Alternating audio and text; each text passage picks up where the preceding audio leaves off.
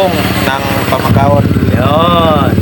O din ni ang isa sa sikat nga vlogger sa Pamakaon, ang kulbong ng Pamakaon. So nakaroon na nagpapadikit ko aning tawanan kay para ako ang mga followers ba maangat-angat gamay. Nga nani kagwapo siyang kulbong. Sa Pamakaon ba madawat na ko ni siya di pinakagwapo sa Pamakaon. Ayong may sabi yun si Madam. Ayan. Shout out Madam. Siyempre, respeto ko ng pinakamagulang. Wala, girespeto lang pagka magulang mo muna nagwapo ka kol kay girespeto magulang. Sakitan lagi po. Kaya suportahan natin na Boss GM. Ako ang intel sa Tano dire sa Barangay Pamakaon.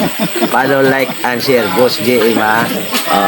Ako ay isang supporter ni Boss GM. Naka-follow, naka-like, and share. Salamat.